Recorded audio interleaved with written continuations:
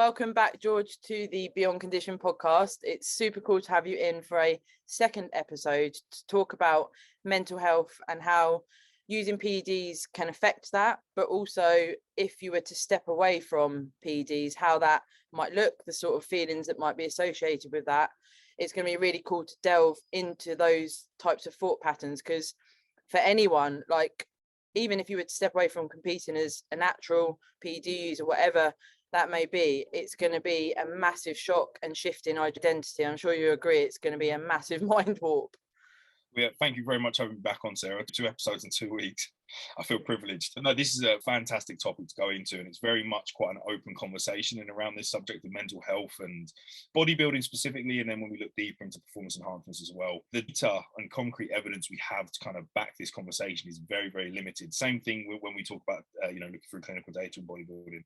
There's not a lot specific to us and what we do because of how niche and kind of cult-like we are.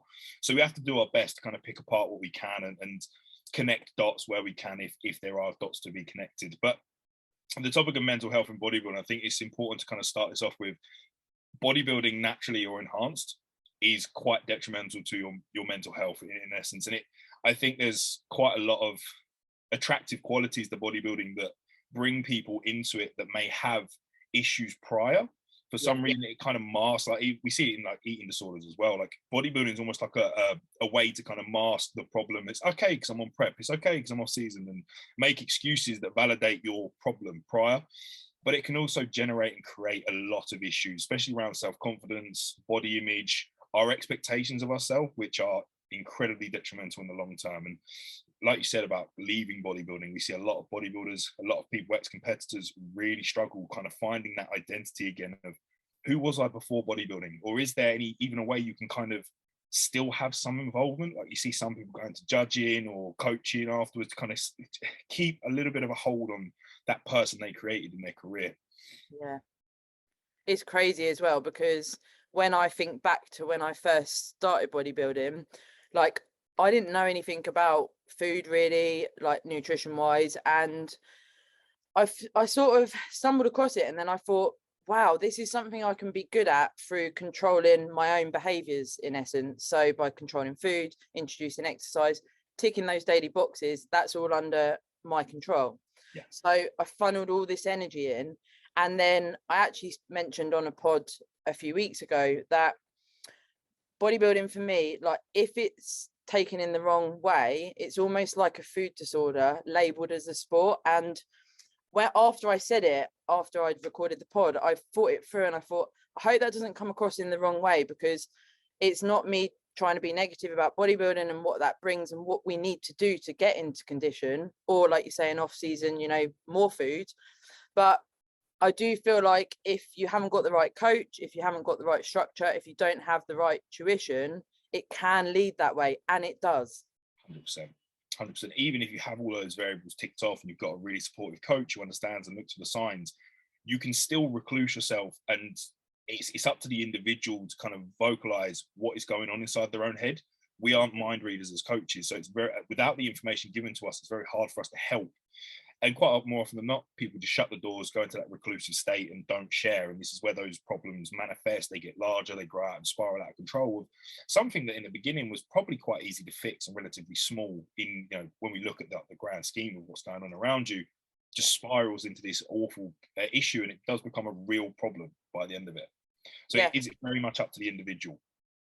Yeah, for sure. Because especially in a prep, when you're having to weigh and measure everything you consume, everything has to be accounted for. You can't just have a little thing here and there. Well, you can, but if you want to completely commit to the process, then I'd always advise that you do exactly how you should within your macros, within your food plan. But it does breed that neurotic behavior that then can spiral into weighing things to the exact gram day in, day out. All of these thoughts and feelings that you get, it turns into this, I don't even know, it hasn't really got words, it's like, it's crazy, the mind warp, and it's all internal, like you say, like this internal battle all the time. Am I doing enough? Should I do more? Did I weigh that right? Shall I measure it twice? Yeah, it's just a breeding ground for negativity and self-doubt. It really is. And the bodybuilding lifestyle can be very, what's the good use of a word here? It can be very beneficial to life. You can learn quite a lot from bodybuilding. You can learn a lot about mental growth and evolving you as a person, not just physically, but mentally. But it's in that journey that we see the issues start to arise. Like you said, those neurotic behaviors of having to weigh everything to the gram. Like if you see someone in prep, yeah, you know what? The goal dictates that you do need to be very anal about what you're doing. So having an extra 5 grams of rice realistically is going to have some impact on the package you bring. But in the off season, if you go over a gram or two when you're chucking your cereal in a bowl post workout, like it's not going to kill you. But we see people with these like mental blocks where it's like, I'm going to have my brain's going to blow up if I don't take out this 1 gram of cereal here. And it's not healthy. It's not healthy to live your life like that. So it's trying to find that ability of knowing when to switch on the bodybuilder mentality and when to kind of drop it down a few gears, still be focused, not saying be 90% because you are still relatively being 100%, but you're giving yourself some more freedom to be a human being. We often treat ourselves like robots where it's like we are so routine based. It's morning steps, it's cardio, it's training at this time. We can't negotiate around that. And if we do, we have a meltdown and the world's almost ended. See, it's just a breeding ground for negativity and the potential for you to not be able to integrate into normal society. Like we're not prisoners, we're not locked away. We do have to still be able to do normal human things. Yeah, it's that massive impact on relationships as well. Like, personally, I'm sure you've been there as well with changes in relationships because of what I'm doing for bodybuilding. People don't get it, they don't understand, and maybe they don't put the efforts in to understand, and then you start coming away from relationships, and if you're not careful you end up isolating yourself, and actually you look around and there's no one there. It's trying to, pick those relationships, try and get the people to understand that want to understand, but also realize that this is your choice to commit to this journey, and you've got to take a little bit of ownership to be truthful and open and honest to these people. But it's mental, isn't it? When you're living with someone and you're prepping, it's a constant. There's no let up. I think as the relationship side of things with friends, partners, significant others, whatever it is, it's a very much a double-edged sword, because sadly there are people that are just not going to understand what you do. They don't get it. It doesn't make sense to them, and that's completely fine. But that doesn't mean you have to completely axe them out of your life, which is what happens. People have this really bad mentality at the moment of like the winner's circle, and anyone who's not on my bullshit can cough. Like, yeah, it's so true. It's not a healthy aspect. I'm very much a big fan of trying to, speak to, educated people who are maybe doing better than you or more educated than you, because that's how we learn and grow. But to close off these other connections and relationships to other people that are arguably going to give you some positive benefit, whether that's just from, just being around happy people, sharing a different environment, a different stimulus. We're so quick at the moment. It's quite fashionable just to say, no, they're not doing what I do. No, they're not in my circle. They're not eating at my table. That triggers me. But it's like childhood mentality, like school, like almost bullying mentality. And also you put yourself on a pedestal, and that's sometimes what it kicks people's egos off in the first place, because you're doing something, pretty incredible, changing your body composition completely.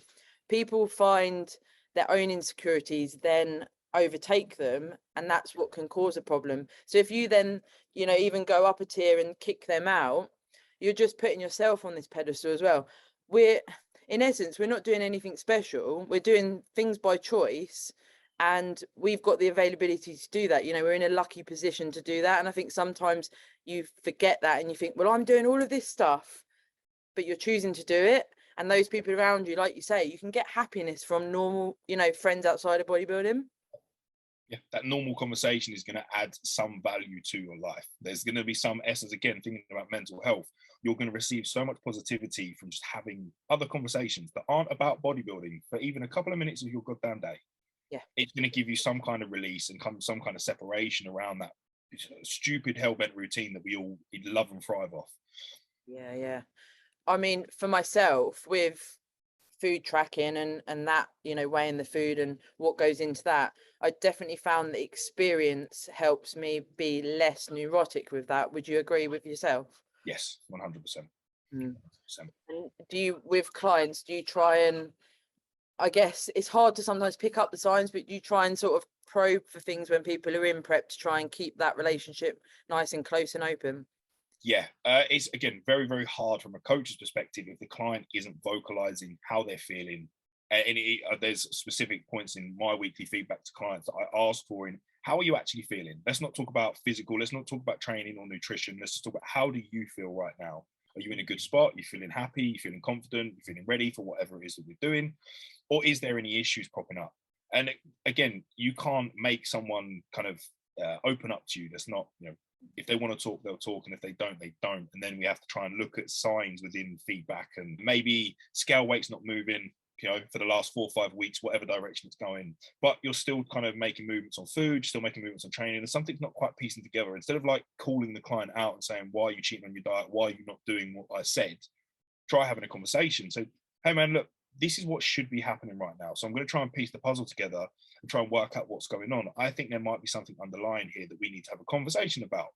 Dean and Lizzie call them the talk to Jesus chats. And I think they're bloody brilliant. Like being able just to have an open conversation with a client on a free catch-up call and try and dive into it. I know it's not our job as a psychiatrist. We're not qualified to even dive into that in too much detail, but just being a good human being, I think, is a very important part of coaching. And that means you should care about the other non-physical stuff, the psychological aspect of how they're feeling, how they're doing, because it's going to relate to the physical eventually. Yeah, for sure. Because like you say there with coaching, this is what can lead to the food disorder type realms, especially like you mentioned at the start, post show.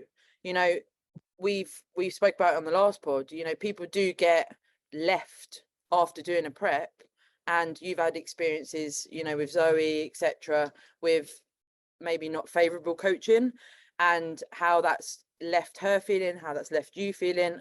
I've had different experiences myself with clients, with myself. It's very, very, it's a dark place, Yes. you don't know what to do. If it's post show and you've say had a binge or whatever it may be, because your coach said, go and have some food, and you think, well, hey, I'm gonna have fucking everything. We've all been there. And then you're like, shit, you feel like shit, your goal is removed, you don't know what to do, you don't want to tell your coach, or you don't have a coach anymore, and it's like, where the fuck do I go? And then it spirals out of control if you're not careful. And again, having that support network, people like my mum, she doesn't know much about bodybuilding, but that was good at that point, because I could just be like, I've done this, what do you think I should do just as a normal person? Well, that's a brilliant point to make there about having those external relationships that aren't bodybuilding based or revolving around what we do. Because in that situation, post show, you're going to get a fantastic response from your mum there in that situation. It says, you ate a load of food. Who cares? What has that done? What has it achieved? One day you ate too much food. Tomorrow's a new day. Just get back to it. That's probably the response you're going to get from a normal person. And that is exactly what you need in that moment. Like, as much as coaches, when we look at the post-show window, there is an optimal way to do it. But in reality, everyone's going to make mistakes, especially if it's your first time in a post-show window. Jesus Christ, you do not have a clue what you're getting yourself into here. It might be a walk in the park. It might be, but chances are there's going to be some really bad days. And there's going to be days where you struggle, food focus, the tendency to binge. And this is all going to affect how you feel about yourself. And it's going to make you demoralize yourself and put yourself down here in the gutter. No one else is telling you that. That's just how you've portrayed your mistakes. Yeah. And this is where having a coach is so important, because they're going to sit there and say, right, realistically, yeah, you have done some damage. Yeah, we've put on a little bit of body fat. We've gained a hell of a lot of fluid retention. You probably feel quite uncomfortable right now. But what do we do from here? We learn. This is a mistake you had to make. You've learned this now. I've done plenty of times in the past where I've come out of extreme diets, preps, and blown it out of the water, put on 10, 15 kg. And it took me 2 times of doing that to finally realize, hey, when it comes out of the diet phase, if you don't do that, you'll set yourself up better for the next one. But you have to go through it. You have to learn. You have to see how you feel in that state. I can say from personal experience, there was a window of time where I was somewhat bulimic to an extent. This is something I've spoken about quite openly. And it was in a post-photo shoot window, because I was so angry and disappointed at myself for making those mistakes, for binge eating, and I didn't want to open up to my coach. Whereas if I had at that time, this was many, many years ago, there would have been some essence of support there that would have controlled it and made it a much easier process that I didn't have to battle on my own. So for anyone listening that is struggling, honesty, if you have a coach, he or she should be there to understand and guide you through the trench that you're about to get into. Yeah, for sure. I had a conversation with a client the other day, and he had his birthday come up, and they'd said, "I would go for a family meal and whatever," and he hadn't really thought about the food element and was like, "Right, I'm in control. You know, I'm nailing my diet. All is well." And then he was presented with, "Okay, we've got a menu. We've got all the foods that he likes," and then he overate compared to what he was gonna go and have. You know, he just thought, "Oh, I'll have a normal meal, chicken breast and some stir fried veg or something," and he ended up having far more than he would have. And I spoke to him the next day, and it was like, okay, so this has happened. What do we do now? And like you said there, with your own experience, you know, like fluid retention, all of these things. But 2 kilograms went on, and within 3 days they came back off, because it's like, I always say, it's almost like an artificial weight gain when you get the fluid retention. You look at the scales and you think, shit, you know, like 2-3 kilograms, you're like, what the fuck? And then the association is, I shouldn't eat, Yeah. and I should never do that again. And you do learn from these experiences, and especially competitors post show, I think you've almost got to do it to then learn from it, because everyone does it. Yes, 100%. There's even people in the pro league still, IFBB pros, that will come at a show and they'll post about their sloppy post show rebound. Like, it happens. It still happens even at that top tier level. So you don't think that you're different than anyone else. Don't think that this is just you have a problem. This is just a very common trend that comes out of what we do. It's very extreme. We have to get to a place that is not habitable for the body. It does not like being there. And there is every single bit of instinctive survival mechanism within you that's going to be telling you to eat post-show. So being told to stick to your macros and calories is okay, but your internal drive is saying, hey, no, like, you've just pushed me to the point of near death where we're that low on body fat. Like, I'm worried. I want you to eat. So you're fighting yourself, like your own natural processes. So the likelihood of mistakes being made is quite high, and you have to learn how to manage and navigate that phase. Yeah, perhaps we could talk about the opposite end of the spectrum as well, where you actually try and hang on to being stage lean, and you can't quite give up on that, you know, intensive tracking, the exercise volume, all of those things that, you know, after a show, ideally you'd have a bit of a deload from training, you would increase your food, reverse out, etc. You know, it's very easy to not tell your coach that you're not actually eating the reverse diet calories. Well, there's a lot of health issues that would arise there if we think about, like, any athlete, right? You get into that lean, it's not sustainable for many negative health implications that will come from being that lean for a long time. We do it for one day or for a couple of days of the year. That is it. It's important to remember that you need to get back out the other side, and health should be your main priority, which means you're going to have to gain some body fat. But like you said, there are some people that try and hang on to that, and they will stick to their peak week diet before the carb load for the next 3 weeks.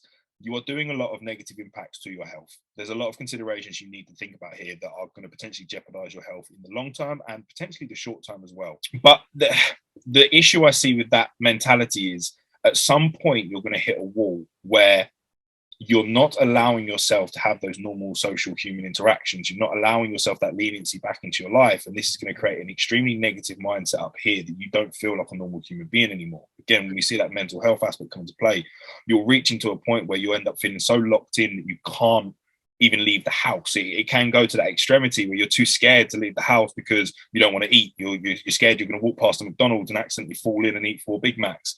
Yeah. But it does happen. See, on the opposite end of that, being too militant post-show can have just as serious negative effects on your mental health as post-show binging. 100%. You need to be able to, again, I always talk about it like coming out of prison. Like, you need to be able to integrate yourself back into society, and if you don't, this is going to suffer massively. Yeah, and you can't really, like, we can talk about it for our own experiences and clients and what have you. You can't really put it into words, like a lot of these things, until you experience it yourself, because it's just such a lonely spot. And where, like you say, you know, it's controlled starvation for quite some time, and if you're trying to get right down to those low body fat levels, your cognitive function is not quite there, shall we say. And then you're dealing with these food demons, and then suddenly you're literally like, you just can't, you don't know what to do, you don't know where to turn. And if you don't open up to someone, whether that's your coach or someone close, you're gonna end up going down a really tricky route. And there's only a certain few things that are going to bring you out of that. And if you don't come across those, you know, if this is your first time competing, we have a lot of first timers listen to the pod. It's hell. You literally don't know what to do. And I really do feel that more conversations I have with people about this, I really do feel for people that do get left hung and dry after they compete, or they're not at a point where they're able to be open and honest. I mean, I'm sure you'll agree, the biggest bit of advice is when you're looking for a coach, find someone that you can relate to, that you get the good vibe off of. Don't just go with someone because you think they're going to get you results, because it's bigger than that. 100%. 100%. One of the big parts of my kind of signing up process is having a free info coaching call. And the whole point is just to kind of build up some morale with the client, with a potentially new client.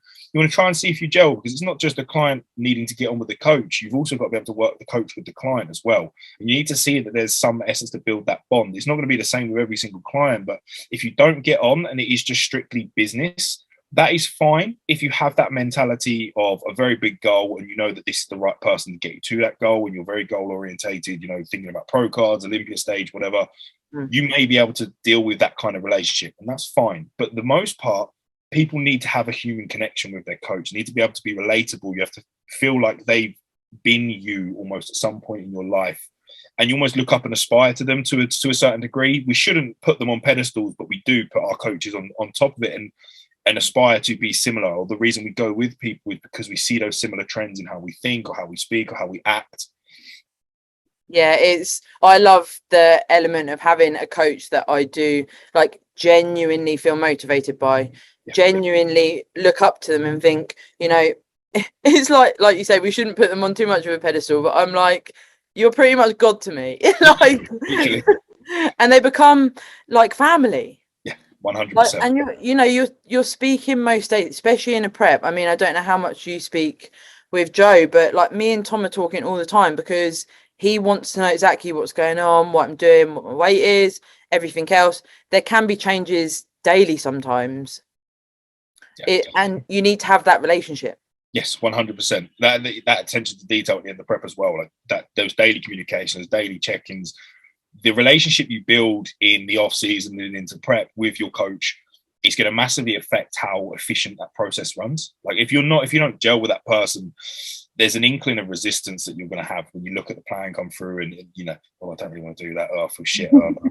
You miss a beat, you start skipping things, you don't commit. But if you have that relationship in the first place, it doesn't matter what this guy or girl sends through to you, it's done. There's no questions asked. There's the respect there between both parties. And again, you have to have that bond with that person to create that respect. And it's something that develops over time. Yeah, for sure. I mean, just before we jumped on the pod today, I think it'd be good to touch on this. The mind warp that we're both actually facing as we're talking about being coached, of not being lean enough, not being ready, you know, all of these things that do kick in. We've both had it 7 weeks out, 6 weeks out. You start getting that, am I going to be competitive enough? I don't want to, you know, turn up fat in inverted commas.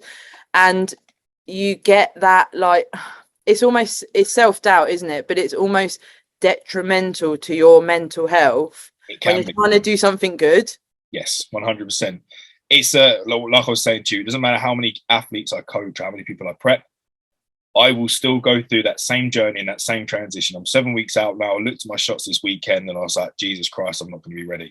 I had that panic, I had that moment, because it's a natural human reaction. You're in such a fatigued mental and physical state that you are going to look at things in a negative light. Like, it's very easy for those fluctuations in mood to affect what we see in front of us. And most of the time, like, again, I tell people, clients all the time, how to navigate through this window. It essentially comes down to close off your emotion, listen to the plan, and trust in what I see, because what you're looking at right now is not a true representation of yourself. What you're seeing is a massive change and distortion of your emotions coming through in your vision here, what you look at. When we look in the mirror, we don't actually see the same reflection as what every other person around us sees. So it's understanding that where you push yourself in prep, that physical fatigue, that mental fatigue is going to affect how your brain functions and how you perceive yourself, that self-body image, that body confidence. And even as a coach who's walked through it with many people, I still have them same thoughts. You still have them same thoughts. It's going to happen. It might not happen to the same degree, because, again, 5 minutes after that conversation, I was slapping myself going, right, shut up, you're being an idiot. Just stick to the plan. Yes, yeah, because that's exactly what I know when I talk to clients. It's relax, calm. I promise you now, we are in plenty of time here. We're on track. Calm down. If they're not, then we step it up. It's fine. But that's usually discussed 10 weeks out, 12 weeks out, not 6. But this is usually when it starts to happen, is at that 6-week mark, nerves build up, pressure starts building up, the timeline is closing in. You're inevitably going to start having those doubts. It's just a human thing. We're very hypercritical in bodybuilding. We're always judgmental of ourselves, and we always want to be perfect. So it's just a natural thing that's going to happen. Yeah, it was actually really nice to talk about it with you, because I think you sometimes forget as well. I've got Matt, I've got Tom, but other than that, they say the same thing. Like, they don't even talk that much, but they say exactly the same things to me. And I'm like, okay, so it must be slightly truthful. And then, like we touched on, introducing Primo for myself, like you were saying, there's going to be a difference. And again, Tom and Matt have both said that. And almost because this is new to me, it's like, I don't know if I can believe this. And then when you said it's like, because there's a third person saying it, oh, okay, maybe it is true. A little bit of external validation coming through. Yeah. And PEDs can affect as well, whatever you're using throughout your prep and in off season. Some of them promote the fluid retention, some of them are going to contribute to you feeling flatter. There's those things that would consequently change your appearance and then contribute to your mental health of how you're feeling as you prep. Yeah, 100%. Now, when we think about performance enhancement, specifically anabolic analgesic steroids and mental health, there's a common myth in and around typical roid rage. Everyone's heard of it, and everyone in the normal world associates bodybuilders or people that use steroids with roid rage. And it kind of triggers me a little bit here, because it's a very common misconception. Now, again, anecdotally, what I see in enhanced users is a heightened emotional response. So the characteristic traits you have as an individual, as a natural, are going to cross over into the enhanced realm. But whatever type of personality traits you have are going to be heightened. So myself, for example, I get told I'm that laid back, I'm pretty much horizontal.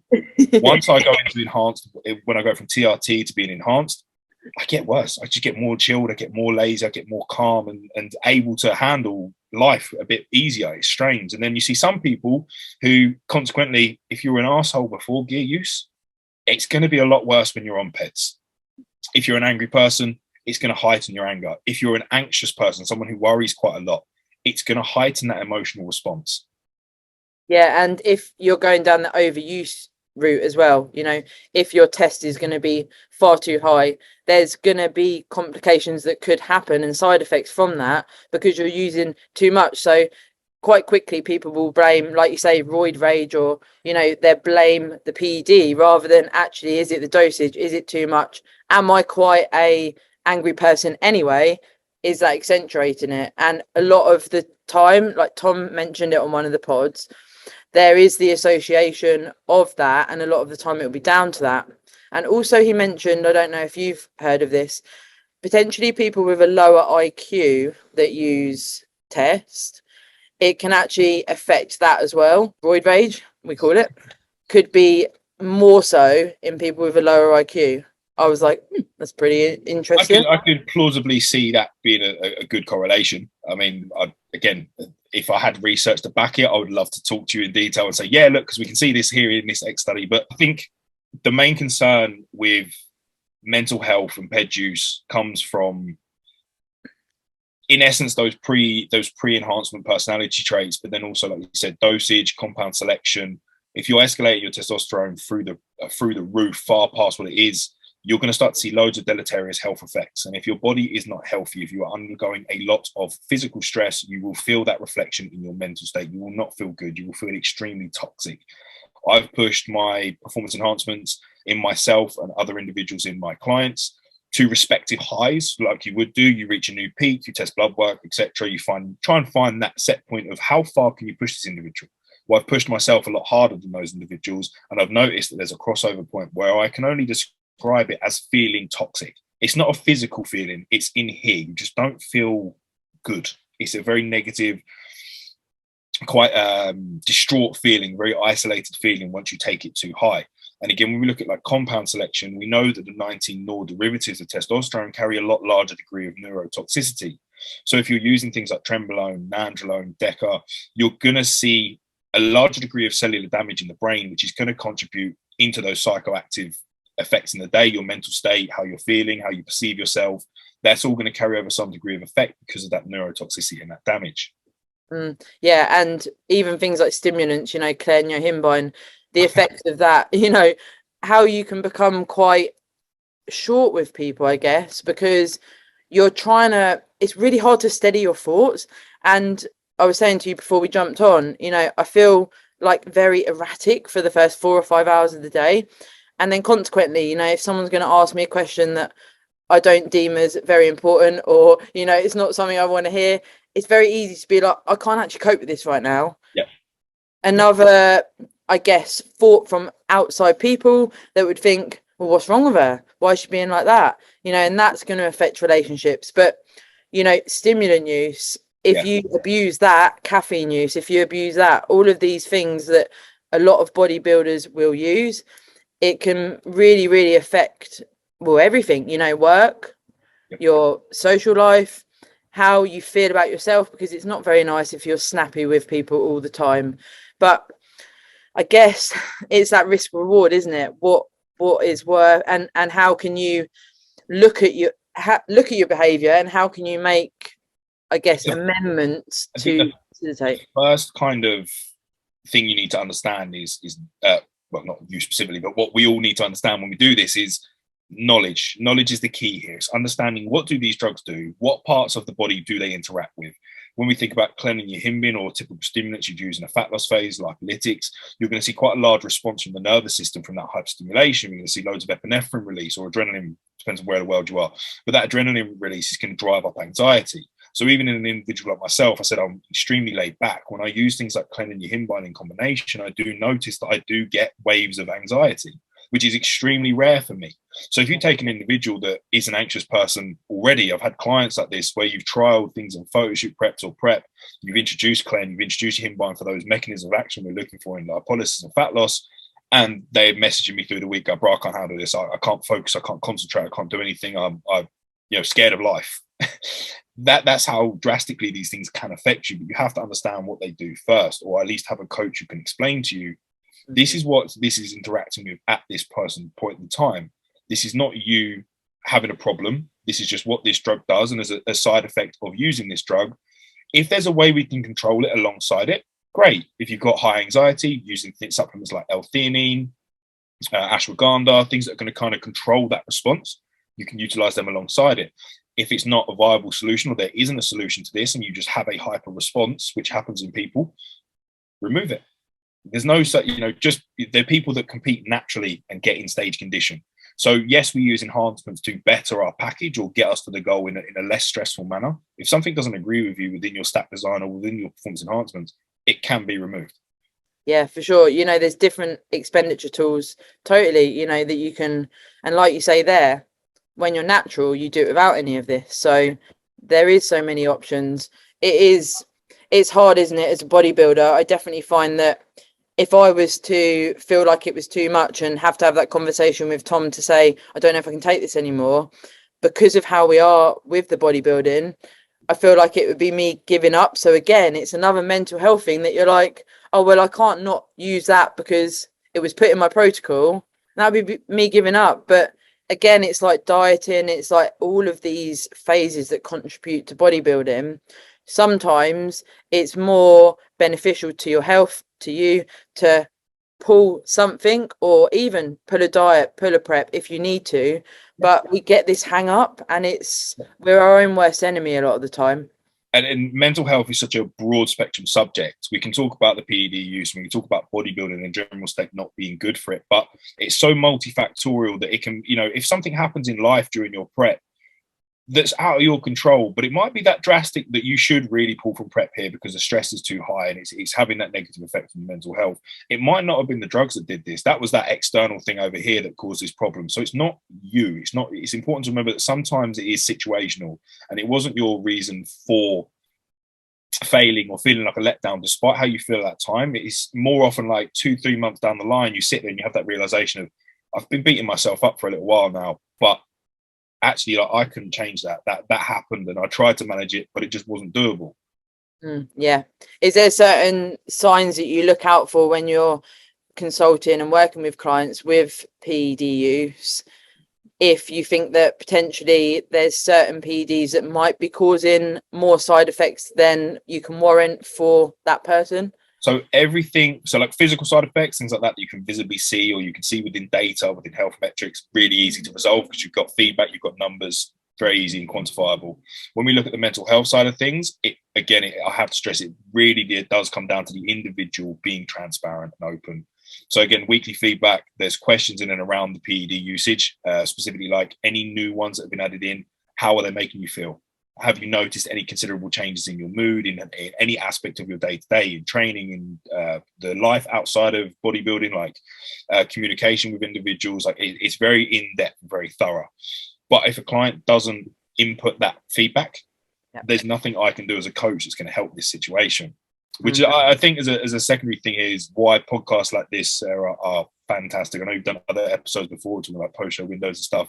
Thank you. They are so useful to people because they may not feel able to open up to their coach about these things because, again, the fear of feeling like they're letting them down, or because they put them on that pedestal, they don't want to, upset them or make them feel like they're a bad client. But podcasts like this reach out to people like that want to just listen to a voice without having to feel like they've had to tell them their life story or tell them what's going on inside their head, and it gives them some kind of release, and eventually would lead to someone opening up to their coach eventually because they listen to this podcast and think, oh shit, no, I do need to talk, because people do understand it's not just because you just become your own worst enemy. And like you say there, with pods where you can actually relate to them, like I know I can recall so many memories of going on my walks on my own in the rain with my hood up and all of these things, and I'm listening to a podcast and I'm like, okay, that sounds like they're talking about me.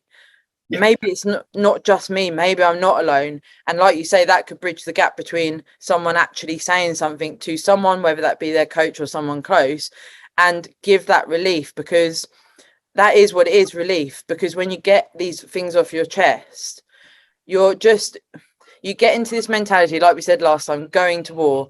Every single day should be this like really hard day. It should be grueling. You should feel like absolute shit.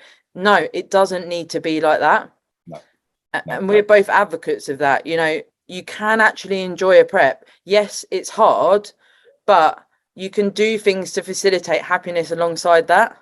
Yeah. I think there's a big stigma from the golden era of bodybuilding that we see people like Dorian Yates suffering through their preps, and it's like a title of honor that you earn because you sucked so hard and felt so shit during this prep window that you've had to earn the right to be in stage condition.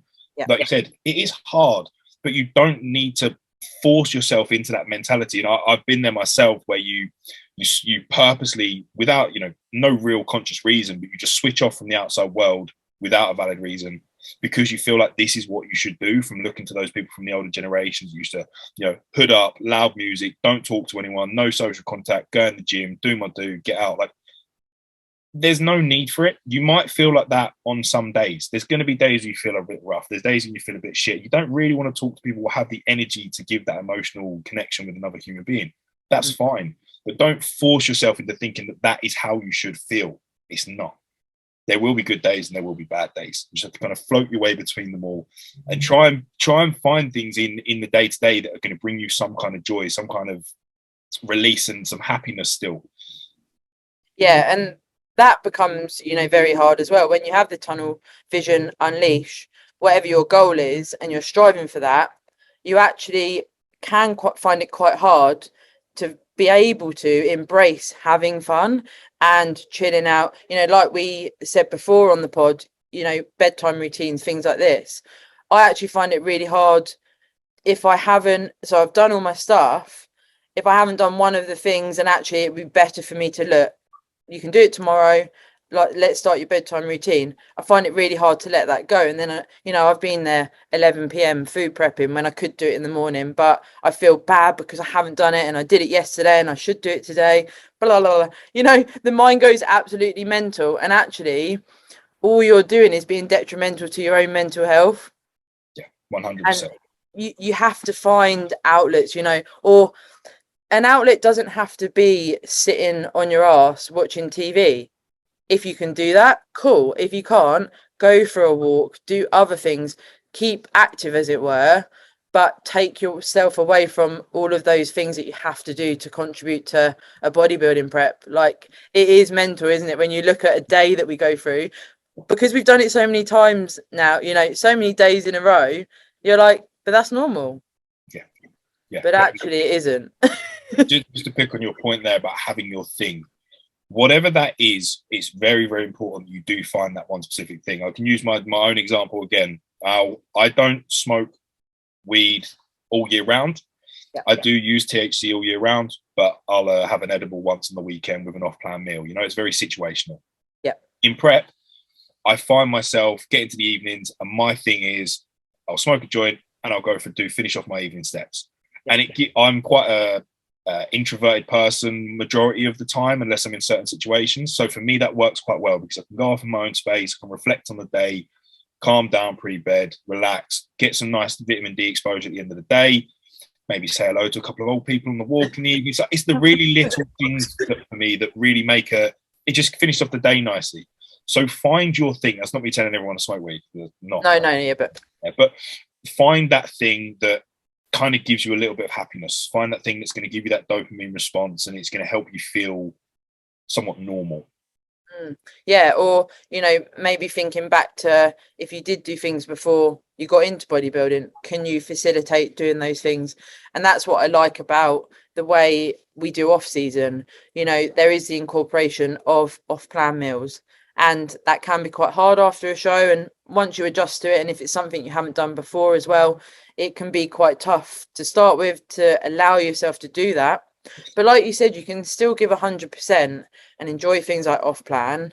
And actually, I don't know about you, but before I go into a prep, I really like to be able to have, you know, boxed some of those memory type things that I want to do, like go out for someone's birthday or whatever, before I go into prep. And then I don't feel resentful that I can't do those certain things during a prep. 100%. Yeah. So you kind of get towards the end of the off season, kind of make the most of it and kind of overkill a few things so that you're like, I'm done with this now. I'm good. I'm ready to now be boring for a little while and sink back into it. Yeah.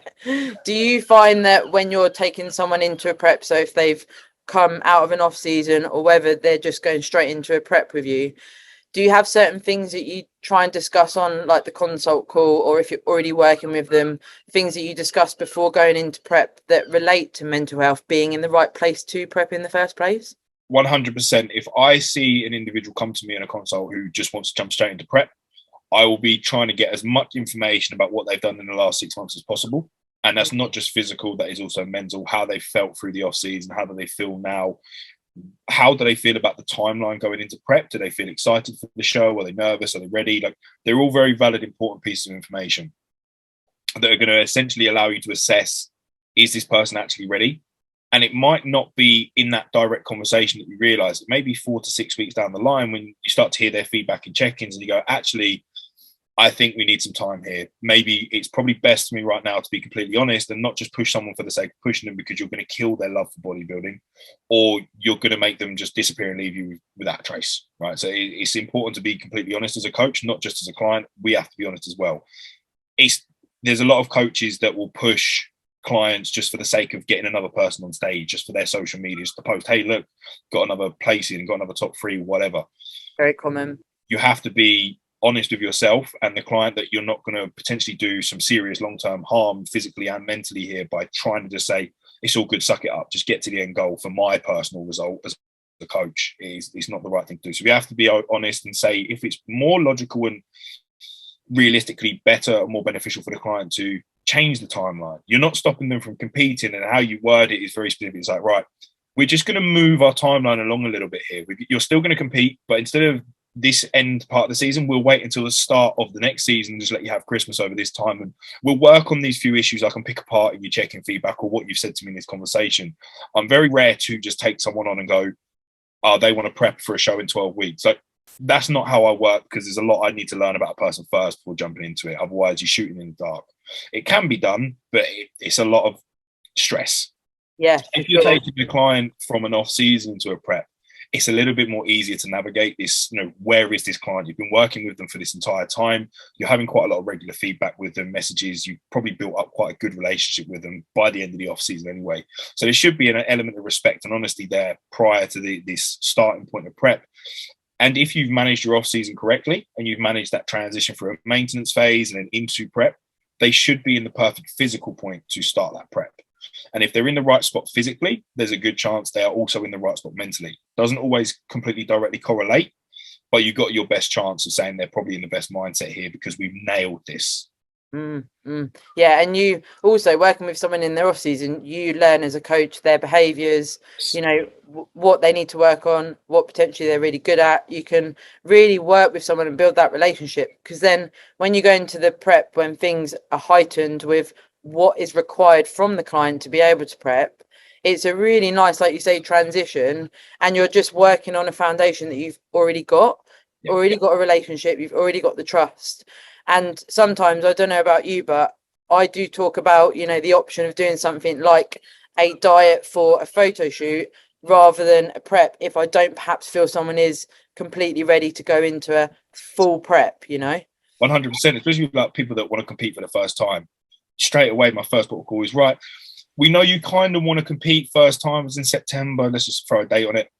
How about we prep for a photo shoot here? And that would land you at about maybe 8 weeks out from your show.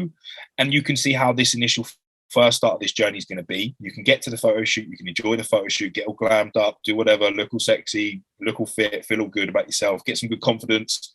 And then we can talk about this last 8-week window here, because it might be that you do the photo shoot and you think, actually, that was quite hard even getting to here. Do I now want to push this far? It gives them a little halfway midpoint or a checkpoint along that prep timeline where they can really either develop the mentality to smash that last 8 weeks or 10, however long it is, or they'll make that realization that maybe this isn't for me yet, or maybe this isn't for me at all. Yeah. And also as well, post show, it's a really good recommendation for people that if their goal is removed from, if they're going to just compete once or they've done their season and however many competitions that is, the goal is removed and it's all you can see is, okay, I've got to go into an improvement phase. Oh God, I've got to gain weight. All of these things that are completely opposite to what you have been doing for quite some time. You could book a photo shoot for, even 8 weeks after a show, so you don't go too far the other way and you've still got a bit of motivation. But again, you don't need to be stage lean for that shoot.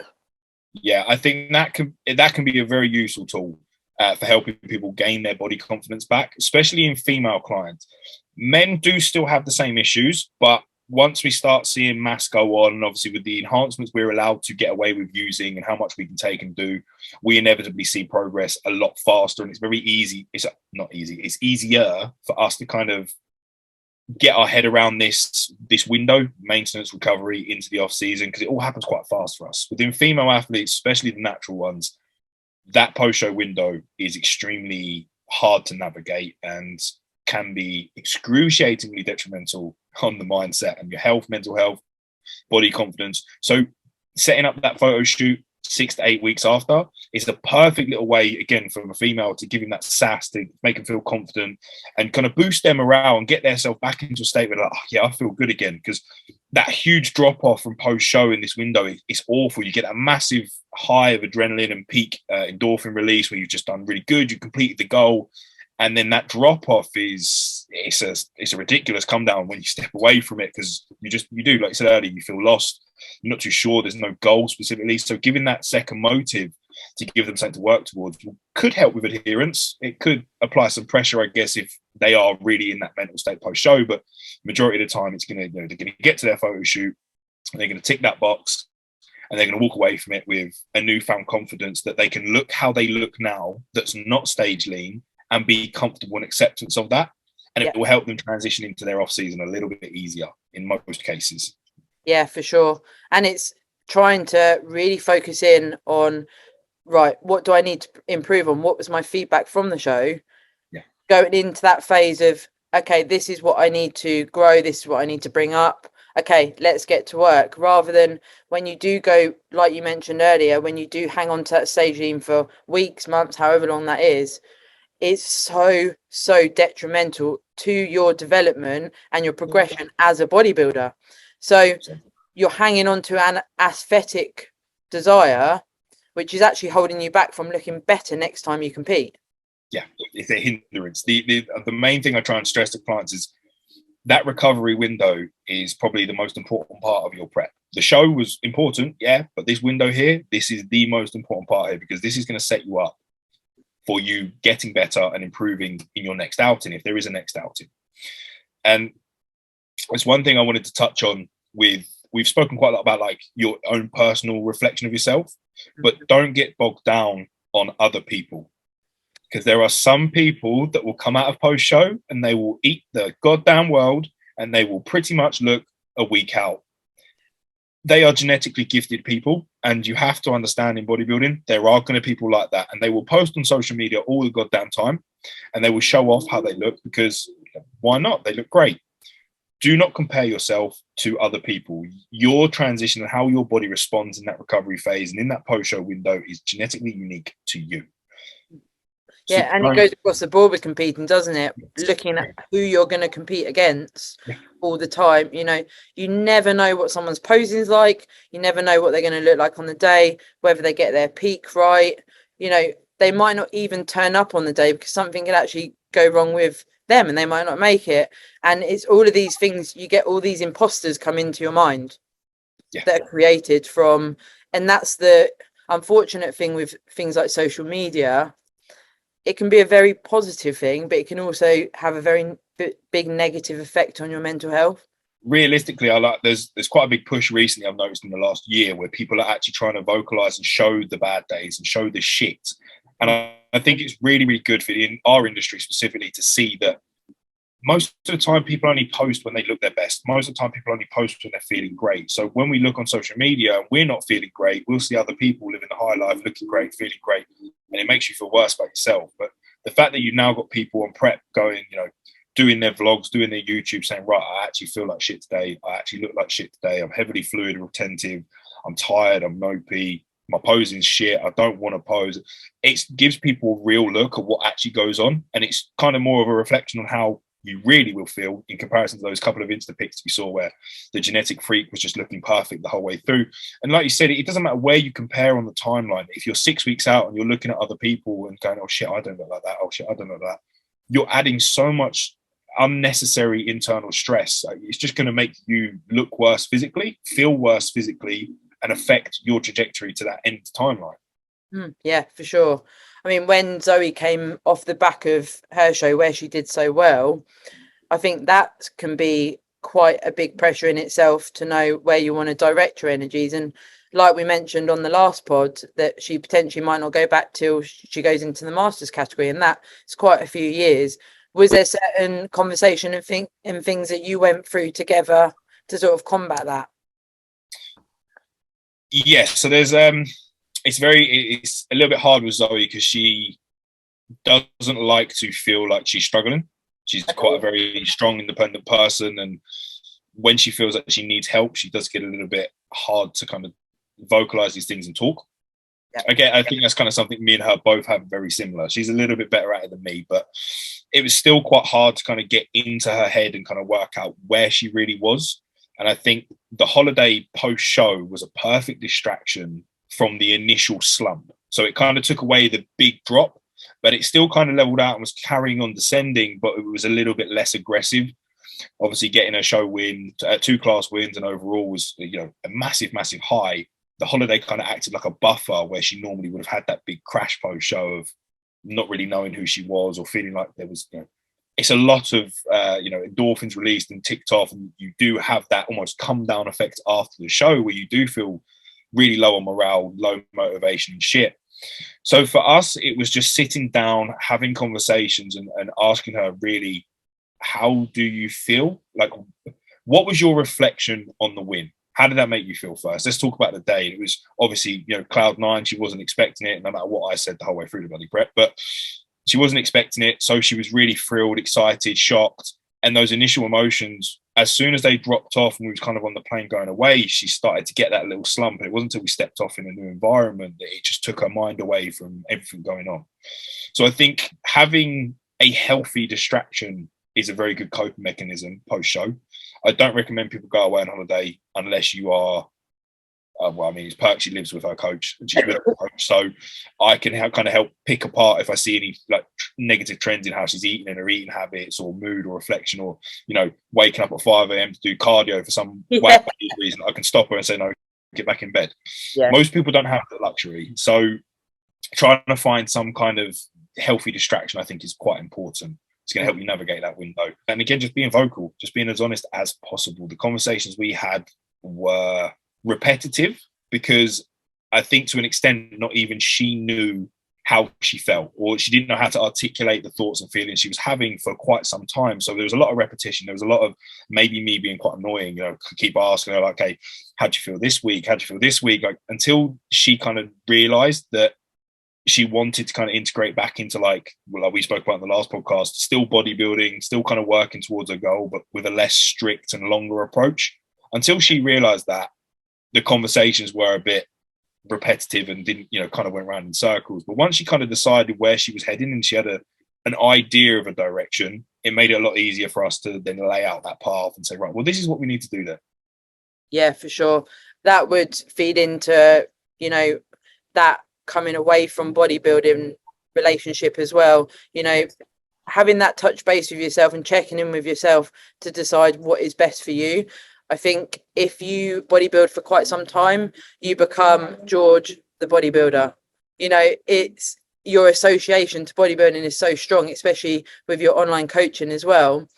If that was then removed, it's like, who am I? And you've got to relearn yourself. So like you suggested earlier, keeping things in, like, you know, things that you enjoy, you could then look into doing them more rather than not doing anything like that, fully going into bodybuilding and then, shit, who am I anymore? Yeah, 100%. I think we see when you've got individuals that bodybuild alongside other careers or other things in life, they kind of manage that separation or leaving of bodybuilding a little bit better because they've got that other life, they've got that other job, whatever it is doing, that they can kind of not bury themselves into, but kind of give that time back to and distract themselves in a way. When we look at people that are just wholeheartedly bodybuilders, that are just, they're pro bodybuilders, or they've just bodybuilded their entire life and they have nothing else in and around them, leaving that thing that's been your identity for 10, 15, 20 years sometimes, I can't begin to imagine what that feels like. You must feel so lost and scared. And in an essence, I reflect on that and would say, well, change the narrative here. Isn't this kind of like a beautiful scenario where you've got the opportunity now to find yourself again? You created this idea, this person who you're now not, and the world is literally your oyster. You can go in whatever direction you want. You can do what you want, be who you want to be. Find a new passion, find something else. Mm-hmm. I guess for us, we're quite fortunate here. Like, I've always, whenever I describe myself to people, I'm a coach first. I'm a bodybuilder second. So I know that when my time is done of pushing drugs and pushing bodybuilding and eating God knows how much food in the off season, when that's done, I can revert back to just doing what I love and what is the main priority and main goal for me. So it will be a little bit of an easier transition for me, or someone like myself in my position who's got that, again, second thing they do with their life, another job, another passion or hobby, whatever it is. That transition would be easier. But if you don't have anything to come to, it can be a gift and a curse. You just have to be able to have that mindset where you go, right, I'm going to feel lost, but feeling lost is a beautiful thing. Yeah. Actually, you know, sometimes I guess it's developed into a bit of a skill, but I can literally sit there and not be thinking about anything, like just be solely present on that moment. I don't even have to be doing anything. And it's taken years to be able to get to that, especially from the neuroticism of bodybuilding, what that has unleashed, which I already had in my personality type. You know, bodybuilding is accentuated that, like we touched on earlier. But I definitely, you know, now having those moments and being able to just be like, well, actually, I'm free. Like you say there, it's like, wow, this is quite cool, you know, like just having a moment of a quiet brain. It's always like, it's exciting that you don't know what direction you're going to go. You don't know where you could go. And that it is a daunting and can leave you feeling quite lonely, but at the same time, it opens up a whole world of opportunity. So stepping away from bodybuilding, it can be an extremely detrimental time. A loss of identity is not an easy thing to manage. And there's me saying, like, oh, just, look at it, change your perspective. But that's not easily done. It's easy to say it, but actually materialistically doing it or putting things in motion to get that happening is very, very hard. And having a good support network of people around you is important. People that may have gone through the same situation, they're obviously going to have so much experience and validation that you probably will want to listen to them. They'll be able to tell you what they did wrong, where they made mistakes, how you can avoid these mistakes, or if they're necessary mistakes to make, which they may be, it's part of the learning process. And having people outside of bodybuilding that you can kind of integrate back into. And that's why it's just as important to keep those relationships, like we said earlier on the podcast, keeping your circle tight and blocking everyone else out. Like, when you're done and your circle's still chasing the goal, but you're not anymore, you can't eat at their table because you now fit the description of bye. So what do? You just cut off all those ties from those people that actually potentially cared about you and did generally care and think, have place some value in your friendship or relationship, whatever it is. You just got rid of them. So it's important to keep those connections and have those people there so that maybe one day when you're done, you've got other people that you can talk to about this. There's friends, there's family members that they will just listen. They might not be able to offer any advice or help, but sometimes just listening and getting it off your chest is all you need to kind of give you a bit of clarity. Yeah, and the warmth that those people can give, people that genuinely love you and they just give you a hug or whatever, that can, that can just be massive. Sometimes it's like, I just need a hug from my mum. And that would be the same with, same sort of thoughts with coming away from PED use. Perhaps we could finish off with, how that would actually look practically in regards to PEDs. I mean, I know that we don't know people's stacks and what people are using as PEDs, but it would be silly to just go cold turkey like anything, and come away from that drastically overnight. Maybe we could talk a little bit about that before finishing. This ties in very, very nicely in something I've been looking into recently, which is the link between addiction and substance abuse, and whether there's a relationship between steroids and physical addiction. And when you look through the studies, there's no direct correlation to steroids having physical psychoactive properties that react on your brain's reward mechanism loops. There's no actual acute desire to chase a certain feeling. You don't ping your testosterone or ping your anabolics and suddenly get a buzz or a high off of it, right? It doesn't happen like that. But we still see in studies that there are people that have issues coming off of steroids, and it's a social cultural dependence that's created around their body image and not being willing to let go. We have to appreciate that what we are doing, it is real. It is real muscle. It is you. It is physically you, but it is only driven by the enhancement. When you remove those enhancements, you can train and you can eat for as long as you want.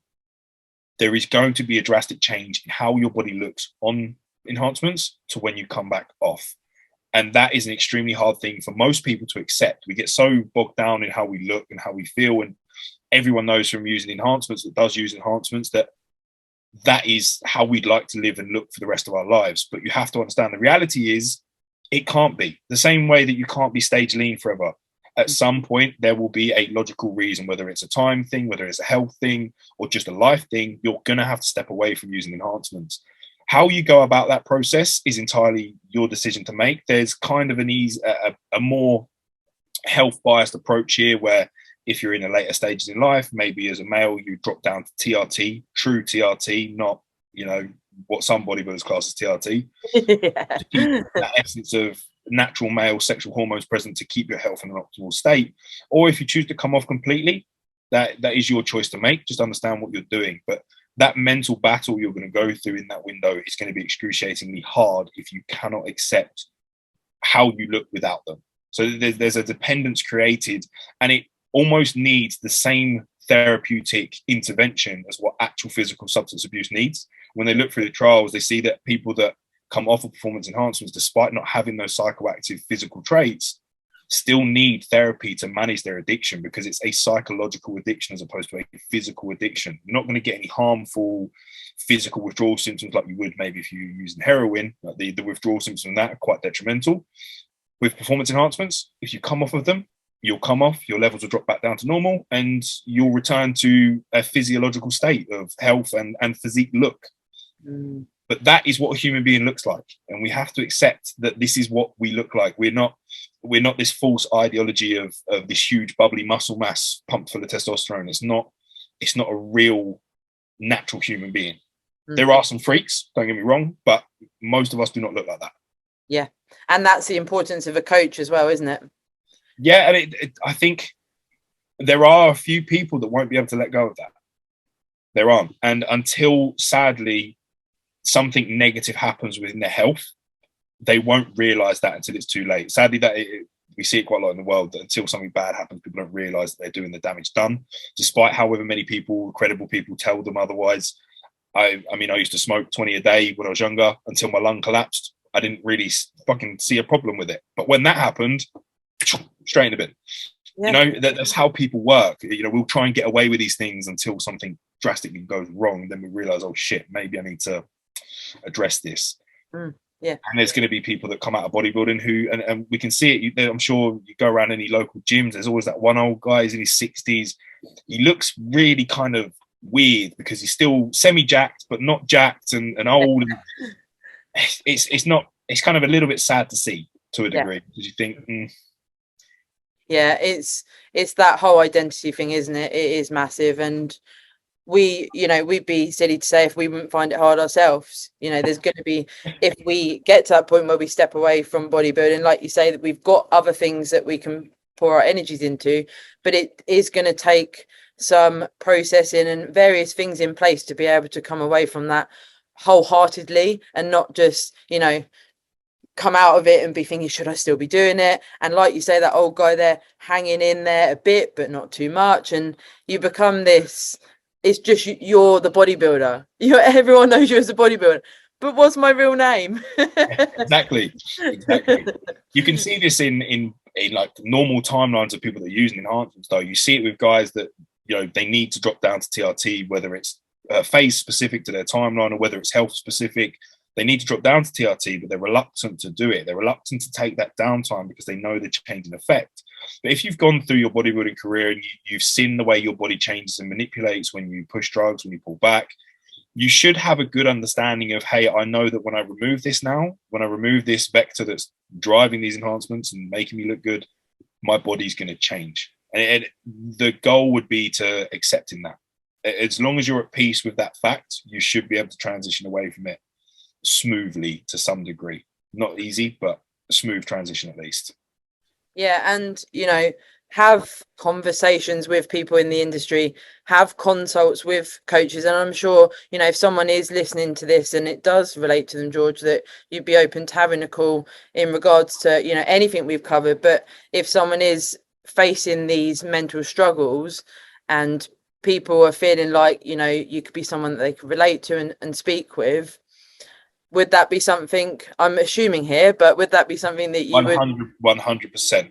I've had conversations with people on paid consultations before in the past about kind of leaving bodybuilding, not wholeheartedly, still training for enjoyment, still eating food because they enjoy to eat somewhat healthy, good, you know, micronutrients, macros, and they like to live their lifestyle like that. That's fine. But if there's a reason to not take the drugs anymore, there is a specific reason for it. Navigating your way out of that phase is very similar to how I would approach the post-show window. It's having something else to pour that energy into. And if that might be bodybuilding related, it may still have some involvement in bodybuilding. If you can do that, great. But it may need to be something completely new. It may need to be some new territory. You may need to create a midlife crisis or whatever point that is so that you can find your new thing. But it's about kind of, I've helped people, clients kind of transition away from bodybuilding, even younger individuals who just realized it wasn't for them. And it's the same process. It's right. You had this big goal mentality. Without that, you feel lost. We've taken away the drugs. You didn't need them. You don't like how you look.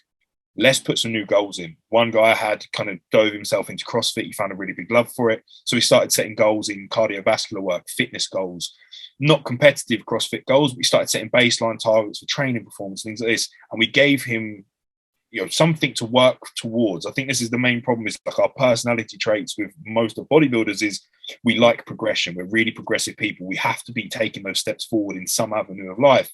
So if you give someone some direction in something, that's usually enough to settle the head in that transition, because it gives them something to, again, it's a distraction, something to work towards and to fixate on that bodybuilding nature of being so progressive.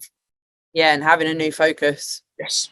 Yeah, it's just super cool to hear. It's really refreshing as well, George, to hear how your passion and how you approach coaching, because this is all I want to see in our industry. And it's never gonna, you know, the whole industry isn't ever going to overnight change, but more coaches like you know, growing into what you're doing and offering this advice is a pleasure to be a part of. So thank you for coming on today. I really do appreciate you and your time. No, I appreciate that. It does mean a lot. Fortunately, I was taught by one of the best. Yeah, Mr. Jeffrey. Big up, Joe. And best now we've got Dean and Lizzie. Yes. Yeah, I've been very, very fortunate with the people I've been introduced in the industry that have you know, been perfect role models for me to kind of get to where I am. So yeah, like you said, I think the movement in the UK coaching scene at the moment is very promising on our trajectory of where we're heading. Everyone's got a very similar within our you know, the different groups of coaching collabs that we see in the industry now that all talk and communicate between each other. We've all got very similar orientated beliefs and mantras that we uphold in, you know, being client centric and actually caring about the individual and health, as opposed to just a result, just I want to look like I'm the best coach in the UK. Yeah, great, that's fine, you do you, but we're not here for the money. We are here because we enjoy what we do and we're passionate about helping other people achieve what we want to achieve. You know, it is, and we care. Yes. Yeah. We love our clients. So if anyone wanted to reach out or give you a follow on Instagram, what's your Instagram handle? Can you remember it? I can remember it now. It is flexcoach_George. Perfect. So if anyone wants to give you a follow, head over to George on Instagram. And if you enjoyed this episode, it really does help if you share it on your stories. It just gets people, you know, hearing about the pod, and for us to be able to reach out to more people and hopefully help with our experience and all of our own personal experiences as well. We're all still on a journey. Yeah, it's a never-ending journey, this bodybuilding. Thank you, George, and I'm sure we will get you on for a triple stack edition. Absolute pleasure. I'll be looking forward to that one. Thank you, mate. See you later.